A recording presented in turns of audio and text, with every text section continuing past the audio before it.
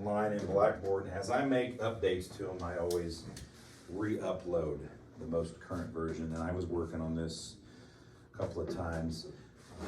In the COVID era, I've got to make some adjustments to account for some of that. So I don't want to say the information's dated, that's not accurate, but some of the trends may have changed, or some of the information may not be most current.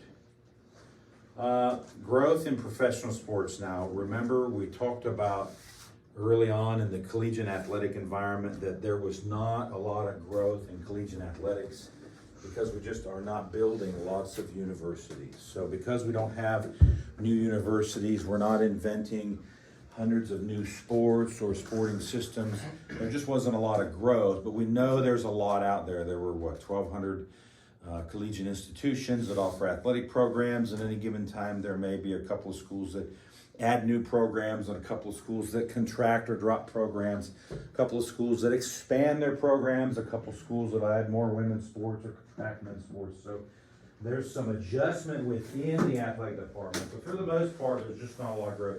It's not available there. It's entirely different in professional sports. In the last 30 years, we've seen professional sports just grow tremendously. Now, again, just to give an example, from the 90s to the 2000s, it grew from the number of professional sport properties out there, that would be individual franchises and organizations. And this is just for comparison during a similar time period where there was just not a lot of statistical numerical growth with collegiate sport. The entire opposite of that was during the 1990s and all through the 21st century. Now we're seeing this amazing amount. Now we're actually going through some contraction right now because of some certain relevant variables, but during a span of 20 plus years, we saw this tremendous growth in the number of professional sport opportunities, minor league sports and new sports, and the expansion of sports. When baseball adds more teams in the NFL and the NHL and in soccer, and the soccer leagues around the world combine and grow, what you're seeing is just tremendous growth. And how does that reflect on us? Well, we want to be the managers and administrators. Some of us want to be the owners of professional sport franchises and properties and professional sport organizations. So to me, this is a tremendous opportunity for us if we do well here. If you become the good name that I just wrote about, then you can be hired to work for these organizations. Maybe some of you can ascend to executive leadership, which is higher level leadership. And maybe some of you will get the opportunities to become partners and buy into the opportunities to own professional sport franchises or sporting organizations. One of the other factors that influences this, and I've mentioned this a time or two, I'm going to talk a lot about it between this module and the next module, is really helping you understand the differences between the public and private sector, which is the for-profit and the non-for-profit sector. And there are tremendous differences, and because of that, the resultant is the way we manage our finances, some of the reporting mechanisms to the IRS. You obviously know that for-profit organizations are required to pay significant amounts of taxes and regulations and fees, whereas most of your nonprofits are not. So they're released from some of those financial obligations that we are not. So for those of you that see yourself working in the private sector, in either private professional sport or private amateur sport, there's a tremendous fiscal responsibility with taxation, regulation, and just overall governance by the IRS and other organizations that the nonprofit sector is not required to abide by. Now, nonprofit sport and nonprofit organizations like churches and YMCAs and you name it, they have their own set of restrictions and own set of operating parameters that they're required to succumb to. But in the professional sport arena, in the private sector, the governments, both local, state, and federal government, look at our private organizations and what they see as a taxable opportunity. They see that there's money flowing through professional sport just like any other industry, whether it be auto or banking or real estate or food and beverage, whatever it is, manufacturing, tech. They see us as a way to tax us so they can gain more resources to expand and bloat the government. And I don't want to get too political, but obviously there's a connection there. We'll talk about that just so you're aware of that. But government looks at professional sports just like they do a lot of other industries, and they see what they think is a cash cow. Now we're going to have to help either support or nullify or break that perspective or perception.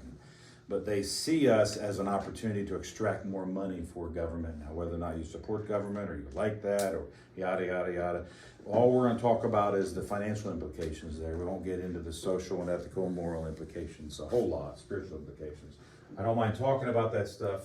As a private businessman, obviously, you have to keep up with what government is doing at the local, state, and federal level to be able to plan your businesses, your organizations, to strategize, and to do the things you do and do it well. For profit, we like to make money. One of the great things about professional sport is we have figured out how to make money. We've figured out, and a great word to use is monetize. We've figured out how to monetize our product. We produce a football game. We produce a hockey game. We produce a road race or a biking event. We produce a thing called the Olympics or whatever it is. All of these events and organizations that operate, we have figured out how to make money doing it, and it's called monetization. Now, I particularly like that because I enjoy money. Do you enjoy money? You like to have it, to spend it, to use it. And Josh, you obviously like to have money. Anybody in here doesn't like money? That's okay. I actually had somebody raise their hand a couple years ago, and it wasn't to their liking. But the truth is, you have to learn how to use it. It would be nice to have a little bit more of it. And for those guys in here, your girlfriend's are going to need a lot of it. So you just need to be aware. You got to make a lot of money, guys. Yep. So we figured out how to monetize. We do and do it well, and government knows that. Athletes know that because they demand higher salaries. Coaches know that because they demand higher wages. The unions know that because they demand more. The collective bargaining arrangers know that because they're always demanding more. And some of the greatest, it's kind of fun to read about some of that stuff, the CBAs, and kind of fun to watch some of that. You get a little bit of that in the public arena, but it is kind of fun to see that. But the truth is, there's a lot of money that flows through the Olympics and professional sport and UEFA and World Cup and all of industry. Now, what we're not talking about manufacturing. So we're not talking about Nike and Adidas and Reebok. We're not talking about ESPN, professional sport communication. We're not talking about a lot of the other providers that support professional sport. We're talking just about professional sport organizations. Now, we may trellis off or chase a rabbit into some of those others because they are intertwined and connected. But we're looking at just professional sport properties from the major, the tier one elites all the way down to the minor league sports. And we'll look at the whole gamut across the board. Let's see what else I got here.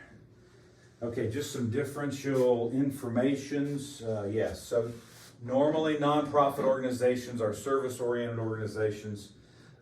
Very low price points and community-based minded. So your nonprofit sports, like collegiate sport, for example, the YMCA's, rec departments, boys and girls clubs, sport ministries like the Upward Sports up the road, or Athletes in Action, or FCA, those are just examples. All your nonprofit sport is generally a service product offered to the community of life, to people as a service. And so because it's designed as a service, your local Pee Wee sports, your local rec league sports, all that stuff that you and I grew up in, playing soccer and baseball and whatever, all that travel ball, all of that is designed to be a service to the local community, introduce kids to sport and give them lots of opportunities. It's not designed to make money. It's designed to provide opportunity. So that is service, low price points, and very community-based, community-minded. However, the contrast to that should be fairly easy to recognize is that professional sports are net-minded. And yes, so thank you, I still remember that after all these years. So net is the bottom line in any organization. When you're looking at a financial statement, when you're looking at financial strategic planning, when you think about the financial status of the organization. We always use the term net. You might have heard it in Accounting 1 or Accounting 2 a time or two, but we have gross income minus all your expenses and your EBITDA, and you get down the bottom, and whatever's left is what we get to take home and keep and reserve and play with. It's called net. So professional sport organizations, whether it's your Buffalo Bills or your Cleveland Browns or your, whatever your favorite team is, and we'll get a chance to investigate our favorite teams, kind of like we did with the college thing. You're going to do the same thing with your pro sport team. Their major leadership and their major management and mid-level management are very net-minded. Now, that's not a bad thing because we go into business to do what? Make money. Yeah. And if we don't make money, what happens? If we lose too much money too often and we go broke, we go out of business, right? So we want to stay in business. I love doing sport and I really like money. So we figure out a way to do it in such a way that it generates net, and then I can do it for a long period of time, and we can all have fun doing it, and we can all celebrate and enjoy reap the benefits of that. The return on investment is the money. So we have to be net-minded. I can't be just service-minded. Now, in pro sports, I want to offer a great product. Yes, I want to have great coaches and great players and great events and halftime shows and cheerleaders and sell merchandise and cool things. Yes to all that. But I'm more so net-minded than ever before. Now, in college sports, we think about producing stuff for the institution. So we think about what's called student engagement. Not really thinking about net. Now, we have business folks that think about that, but for the most part, we don't. But in the pro sport organizations, there's a lot more people that are fiscally minded than just one or two individuals, like a CFO or a significant head. Second thing is we love surplus. What a great word. Remember over here? It started with S. What was that key word I taught you? Subsidize. Over here, they got surplus. Over here, they got to be subsidized. College sport have to be student activity fees, student athletic fees. Got some government money. Somebody's got to subsidize and underwrite that. That's the negative. Over here's positive. We love surplus. That's the profit. It's almost the same thing as net. There's some differences there, but they kind of coalesce. We love surplus. We love to have too much money. We love to have too much opportunity. We want too many fans. I want to sell too many tickets. It's a problem when I sell too many tickets. I got to find seats. That's a great problem. I want to have those kind of problems. I want to have problems when we have too many wins. I want to have problems when we have too many cars in the parking lot. I want to have those kind of problems because I can solve those problems because we're going to net and we're going to do well. And we're thinking about, and this is something that supports that, and this kind of gets into that public nonprofit kind of sectoral information, but I'm very shareholder minded because these private organizations are owned by individuals, corporations, LLCs, S Corps, C Corps, which means there are individual shareholders or groups of shareholders or partnerships or organizations that own that. So the shareholder wishes, the shareholder interests, we are more shareholder mindedness. Now, we as managers work for somebody. Who do we work for? Well, we have a boss we report to. It's a reporting agent. But who do we work for? We work for the people that own the organization. Okay, so that's the shareholder interests. So when you go to work for, who's your favorite team? The Yankees. Okay, so, and we had a student that actually interned with the Yankees and actually was hired there and worked there 2 years. So if you want to go to the Yankees, I can get you there. When he goes to work for the Yankees after his pro playing career is done. Get that? Because I support athletic dreams. So No, you said no one here's going to go pro. You got to go. oh my gosh, he's going to hold me to that. John Michael is going to go pro. Oh, okay. But not Jake Girardi? Jake Girardi. That's not for me to decide. He wants to be in Miami on the beach. I can see it all over him. Oh, that's his shirt I'm reading. Anyway, so where was I? So once he goes to work, I'm not sure who owns the Yankees. Is it still the Steinbrenners? They have a significant portion. I think they sold part of it off. So his responsibility as he moves up as manager, or maybe he becomes the head coach, or maybe he's inside in one of the departments and he's the senior manager, he serves the interests of the ownership. So when owners walk in and say, John Michael, do this, you say, yes. And when the owners walk in and say, we're going to do this, and we're going to adjust this, and we're going to shake and bake this, and we say yes to owners. And so because they're the ones that really employ us, we have managers report to, we have reporting agents, and yes, we have chains of command, and it kind of works in an up, down, lateral way. But ultimately, whatever the shareholders desire, whatever the shareholder interests are, or initiatives, or perspectives, that's basically how the organization kind of moves. Now, shareholders like to make money. So they basically want us to run the organizations in such a way as we make money for them. Now, the truth is we've done that for a long time. We have really run professional sport really well. And we've made the shareholders a lot of money. That's one of the reasons why more people are buying into professional sport properties and sport franchises, is because there's capital appreciation, there's money to be had.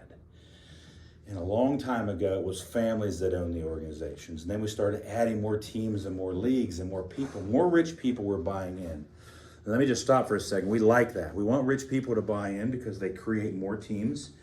So I remember when MLB and NFL and all those leagues had 16 teams and then 18 teams, and now they're all up to 30.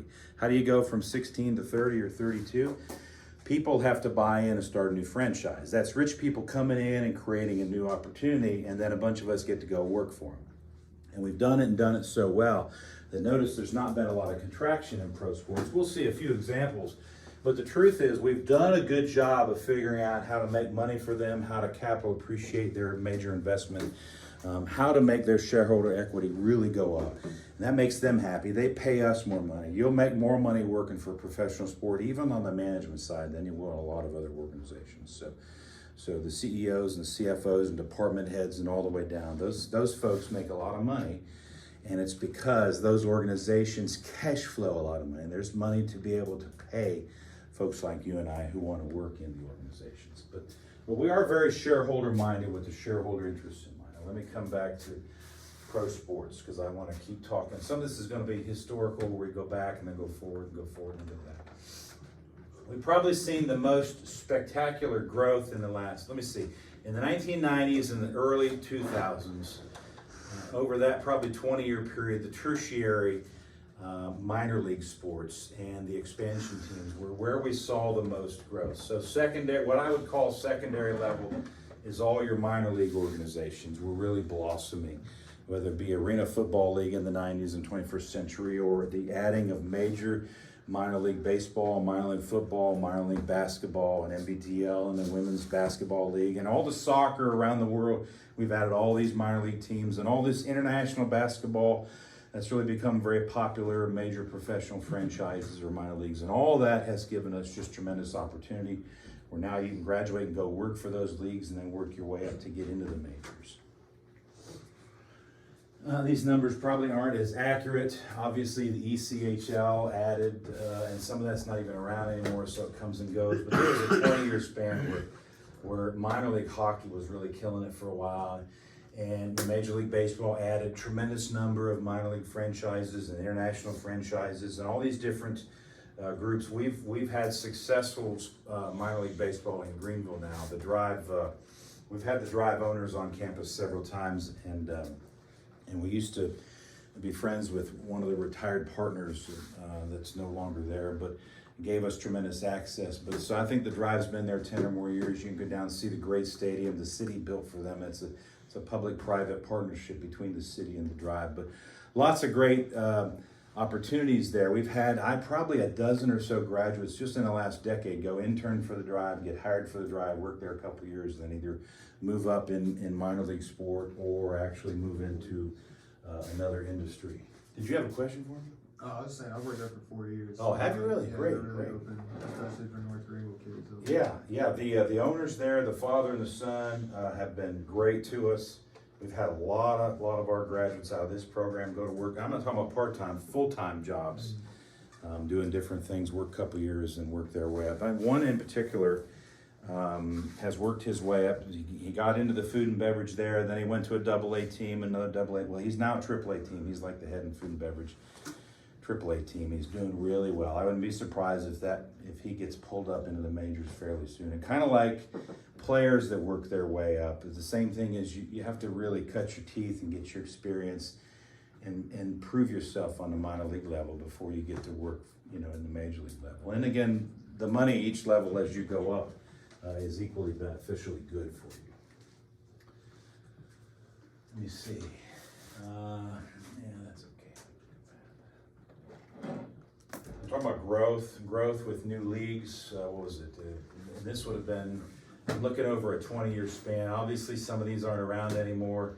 Some of them they're seasonal, which means they maybe lasted 3 years or 5 years or 7 years, or they come and go.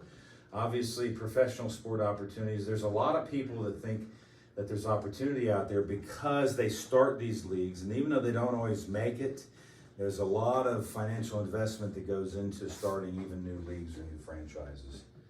And I would always say, and this is kind of me saying this, is just because the inception occurs doesn't always mean there's going to be financial solitude to be able to go forward.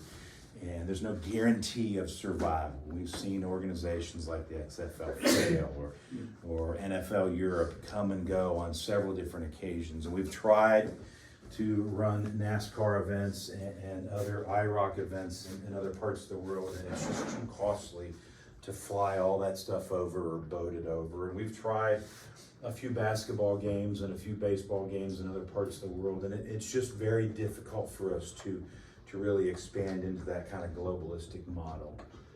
That's why we see the individual sport develop in those different areas and is self-contained in those regions. However, we'll talk about how we've opened up what are known as emerging markets, which is very important for us, and how we've made fans out of the Asians and European, the communist bloc countries, Western Europe, how we've been able to cultivate fandom and fans, which generates a lot of revenue for us. You have a question? I was just gonna ask if you saw that the NFL is looking to play a game in Germany now too. Wouldn't surprise me. Again, they're trying to cultivate fandom, and so by having a few games in whether it be England or Europe, or a few basketball games in China or the Far East, yeah, it's all in an effort to develop more fan bases. Again, the virtual fandoms where they can log on and be subscribers and watch the teams and buy the merchandise. And then we can develop corporate sponsors from those international conglomerate organizations. Yeah, all that in part, but it's difficult for us to export the real thing. It's problematic to play too many games, whether it be in Europe or in England or the Far East. We schedule a few, and but it would be difficult to do it on a regular basis. I mean, NASCAR has a hard time going down to Central South America. So that, again, they stay right here. They can't even drive down there. Just a lot of things going into that. New emerging markets is probably one of the best ways professional sport properties have been able to continue to grow and grow at greater lengths by opening up, and we'll talk about this more at length. This is kind of surface overview, but an emerging market is a new market. It's a foreign market. It's a market where we haven't done a lot of marketing, advertising, promotion. We don't have a large presence. So the NFL, the NBA, and Major League Baseball have been able to get into Asia over the last decade or so and create fans for all of their individual teams and franchises and all the organizations. And there's money there. When you create fans and you create opportunity, there's money in Asia, there's money in Europe, there's money in Russia, there's money all throughout England. Yes, there's money everywhere. So we want to tap into it because we want to bring it back home. We've been pretty good at doing that. We'll look at some case examples, kind of like I stopped every once in a while, and we looked at case examples in college sports. We'll look at case examples in pro sports. This is probably not a great example, but it's certainly one where you saw a season and then the life cycle comes to an end. So if you study business life cycle, this is actually a pretty good study of that. But the Arena Football League may have been one of the most successful sport properties over a 10 or a 15-year period. And it expanded from an initial 4-team launch about 20 some years ago into a significant 15 or 20 teams, TV contracts, and ESPN2 or ESPN4. We had a few of our football players actually play in the Arena Leagues. One of our graduates, I have several of them play, but one of our graduates played extensively in the Arena League, and now he's back coaching high school football and a strength conditioning coach at a local high school. Got married, had kids, and so, but he had a great short-term career. But then what happened? Well, after it has its seasonality and the honeymoon effect wears off, and we have more competitive sports competing for fan interest and fan dollars and corporate interest and corporate dollars and sponsorship interest and sponsorship dollars, you kind of saw this start to wane. And so then the business cycle began to plateau and then begin to decline. and really started to come to an end.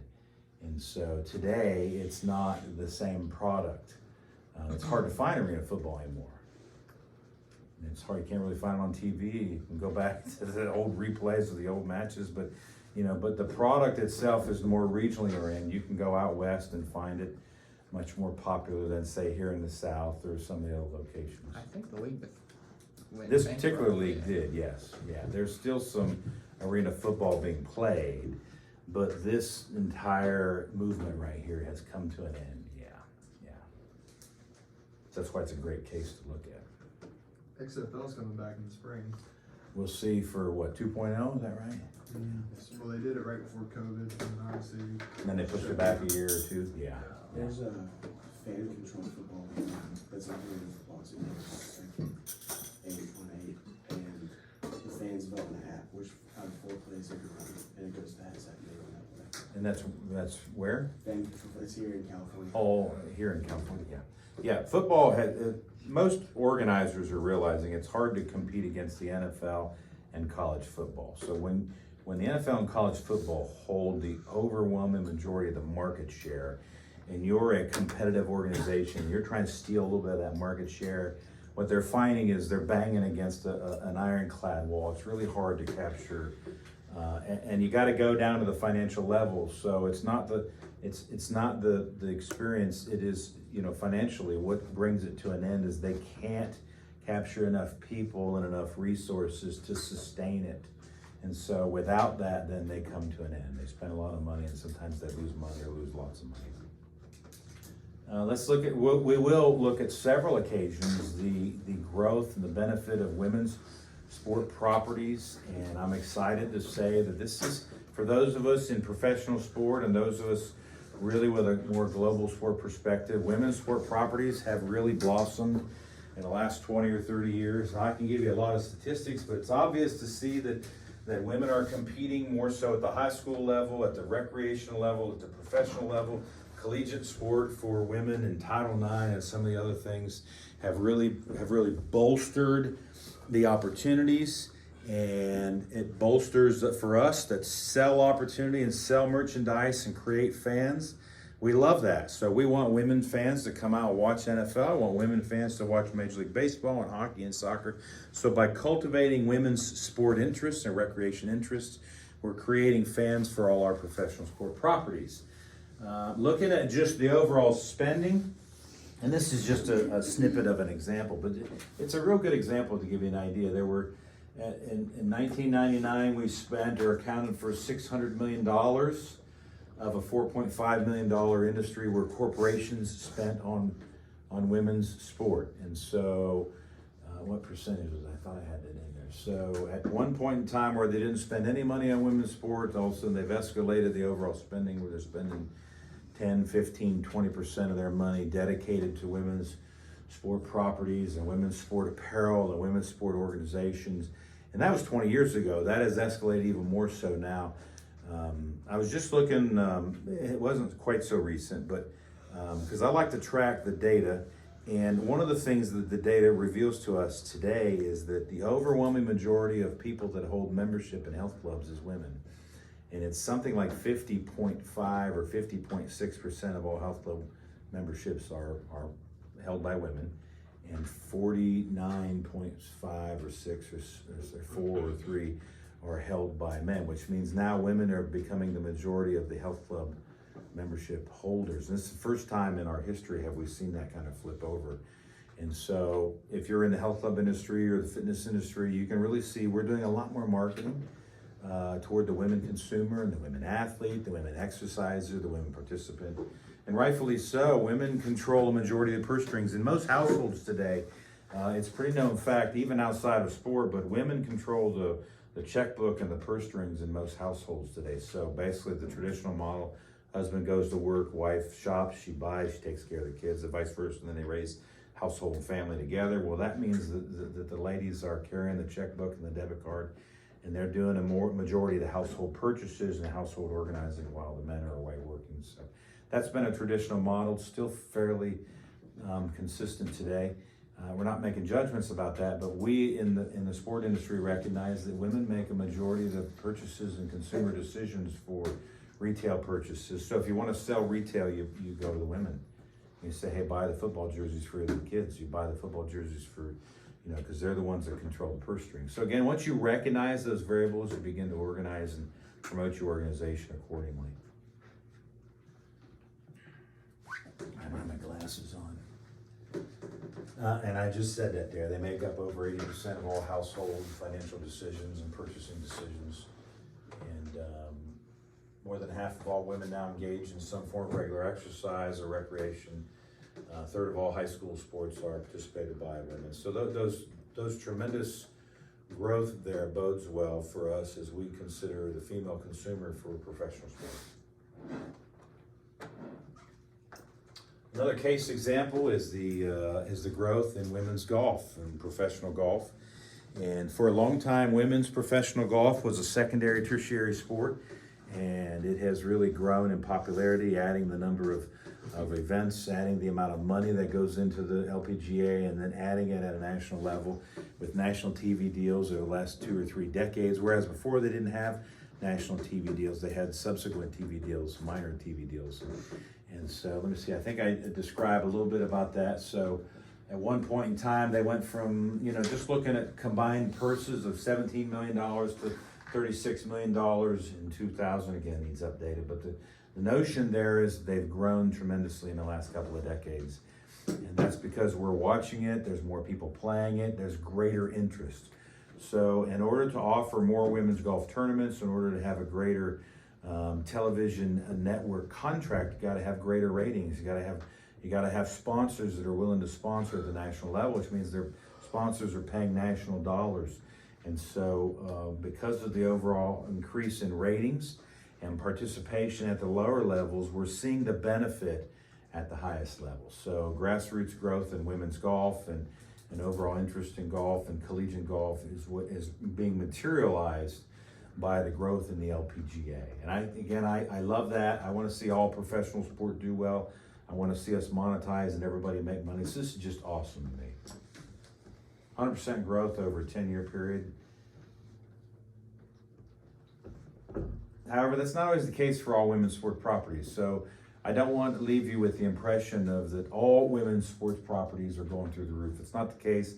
We'll look at another one, women's professional soccer, which has had some really great experiences in the last 2 decades. But there are some that haven't done so well, and there are some factors that influence that. Women's professional softball, much as I enjoy watching collegiate softball, they've tried on several occasions to develop the women's professional softball leagues, and so here's one.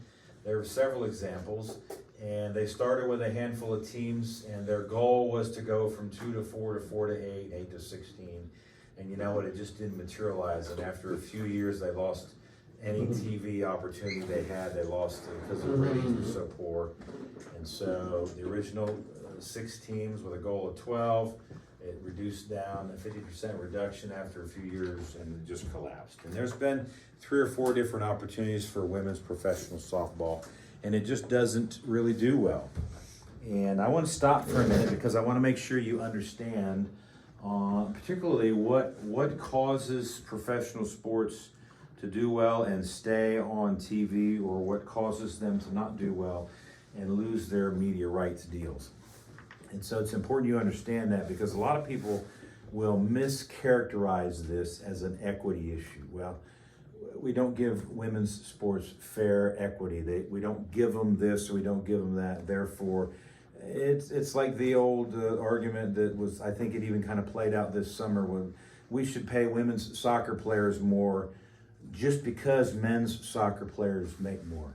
And so if it's a financial argument, then we'll stay within the parameters of financial understanding. And so the truth is, I can't pay you more unless I make more as an organization.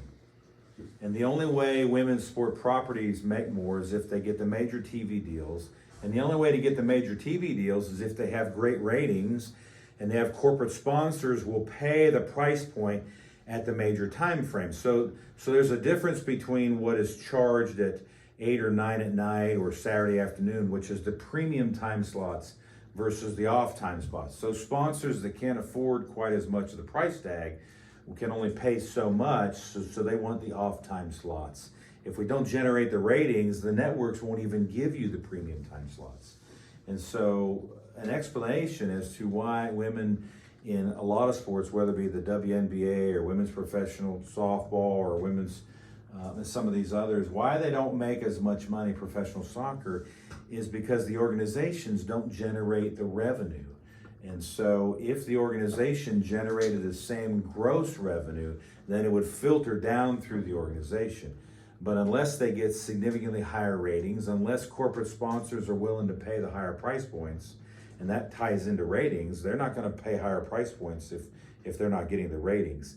Unless more people are actually attending on a regular basis, then those organizations won't elevate their financial profile to be able to pay the athletes more. And so, yes, unfortunately, women's soccer players make a lot less than men's soccer players and women's professional baseball or professional basketball or whatever. That's the best those organizations can do. In fact, I think I got a slide or two on it, but the WNBA is subsidized by the NBA. The WNBA loses so much money that the NBA has to write checks to fund it, to subsidize. Now, we've learned subsidy, you should understand that. So how do you pay women's basketball players more when the organizations are losing tons of money? You can't. And you won't. You won't. You don't. You don't. Now, my son might come to me and say, well, Dad, you give me $5 a week for an allowance. I say, yeah, and you mow the backyard, and I even got to fight you to get you to do that. He says, well, I want $100 a week. I said, well, son, I don't have it. I can't give you what I don't have. And if you understand that, now you understand why there's financial disparity. I wouldn't even call it equity. There's financial disparity between women's sport properties and men's sport properties. If they generated tremendous ratings, and the corporate sponsors all stepped up at the same price points, which ties into ratings and time slots. And if they could draw the fan bases, if they could get 100,000 fans at every game like we do at college sport and NFL games and NBA games, well, then you have more money. And if I brought in more money in my household, I could give my son $100 a week.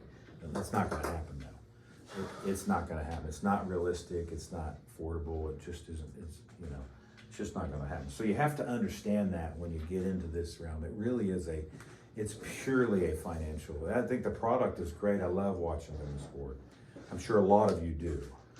But the financials don't work out. And remember, what's it about? It's about bottom line. It's about net. It's about surplus. And when that's not there, they can't give it. But I'll tell you, if it's there, they should be able to give it. And they probably do. But when it's not there, you can't. And once you understand that, then it makes sense to you. Okay, let's move on a little bit. There are some great examples of both men and women in professional sport that do really well. And one of the very best ones in America is the United States Open for tennis. And this is the probably the most profitable professional sporting event in all of North America, both for the women and the men to combine. So this one event, just a few years ago, this one event generates the highest profitability of any one given professional sporting event held in this country. And I'll give you a couple examples of that. But its gross profit margins are up near 70%. And so the United States Tennis Association holds the U.S. Open up in Flushing Meadows, New York. If you ever get a chance to go visit, it's a great facility. It is wonderful. I've been there a couple of times. And the Open, like a lot of sports, they have the Open. Well, this Open is just amazing. They use hundreds of paid volunteers to run the Open for the couple of weeks they do. It's somewhere between 14 and 17 days because you have the play and then you have all the early rounds. And it's an amazing sporting event. They sell more merchandise. They just tremendous amount. And it's just really one of the most highly profitable sporting events. And so let's just look at some of their numbers and their figures to kind of understand it a little bit better. And so their net income is $90 million over at 1 year. This is a snapshot. Their profit margin was 69%. They grossed, by dividing the 90 million by the 69%, you would find they grossed 130 million, almost 131 million. And so what that tells you is everything they do, they're able to retain 70 cents of every dollar that is generated as bottom line net. Now, that's an investment that I would invest in all day long if I had the opportunity. To get 70% back on a return on investment from a one-time occurrence, if I had the chance to buy into that, I would as an investor.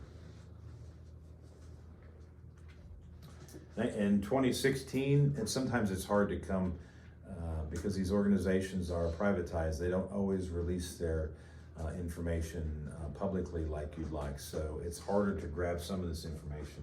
But in 2016, they were able to pay for a new retractable roof at $150 million.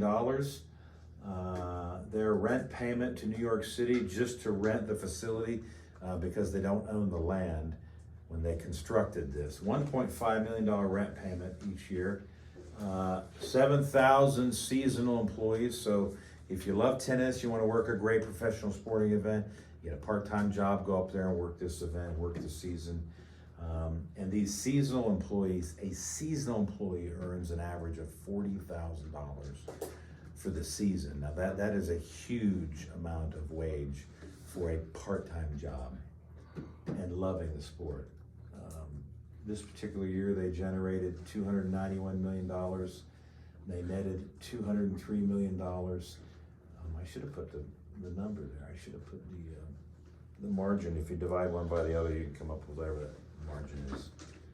7 times 3 is 210. It's right around 65, 66, 67%. It's right where they are, but it's just tremendous. Just really, and that includes the women benefiting from this too. So that's how they're able to offer, the men's winner and the women's winner, and then all the way down, very similar winning totals for the players because the organization generates the dollars. English Premier Soccer League, we'll do a couple more examples, then we'll stop for the day. English Premier Soccer, they've had some interesting ups and downs, and so their league revenues have tremendously grown into the billions of dollars. Where when they first started, and by combining all these different smaller leagues and kind of package them together and then selling the entire package to a more global TV network, you saw their revenues go from, let's just call that 300 million to 2.4 billion. Well, that's great management. It's not just great soccer and great fun and cultivating soccer. It's folks like us who get behind the scenes and we figure out how to package this and sell it to the networks and sell it to the global community in such a way as we're able to generate a 900% or a ninefold increase on our revenues. And of course, it's even grown beyond that. So just a tremendous amount of revenue that the league is able to generate and then pass it on. But what's interesting is, in spite of that, there's tremendous irony. In spite of the fact that it seems very highly profitable. 40% of the league still loses money.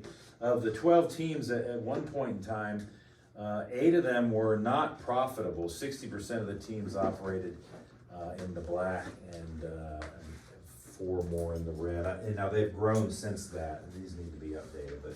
But again, just giving you a case example. We're going to actually come back and look at soccer a little more closely. And let me do women's World Cup. This is also a fascinating one, and then I'll stop on this one. But early in 2000, and that's when women's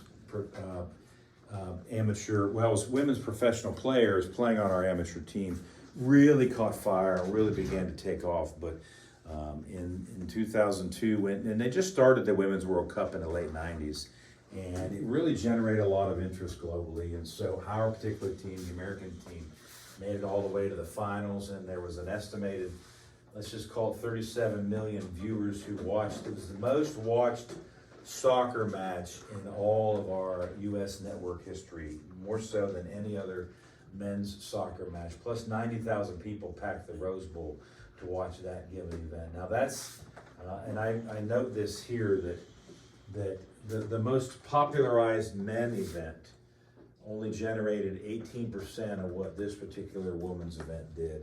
And we've seen women's soccer, professional soccer, and our women's team, with the exception of the most recent Olympic experience, we've seen them gain a lot of traction over the last 20 years. Women's collegiate soccer just really being elevated now, where you can find women's collegiate soccer is on a lot of ESPN. 20 years ago, it would never even been imagined to put women's collegiate soccer on TV. What's caused that? Well, there's just overall surge of participation, interest, and money going in that, at professional level all the way down. And so now we're televising more so that than ever. In 2011, generated tremendous ratings, 8.6% of all households in 56 urban TV markets measured, just tremendous opportunity as we again did well there. I'll do NASCAR. So again, that's just a case study depiction of some women's sport properties, whether it be women's tennis or women's golf or women's soccer, has done really well, both here domestically, but also all around the world, which means they're generating more money. But yet there are women's properties of softball. Women's bowling is no longer on TV. They had to combine men's and women's because the women's bowling fell off the LPBA, Ladies Professional Bowlers Association. And some of those other ones kind of struggled. Okay, I tell you what, we'll pick up where we left off. I'm still grading through your exams. I'm sorry I don't have those done. Make sure you're all here Thursday, which is the day before we go off for break. I'm going to give you a little assignment coming out of that so that we get together next week. You can bring that back, so make sure you're here Thursday. Otherwise, thank you all and have a great day.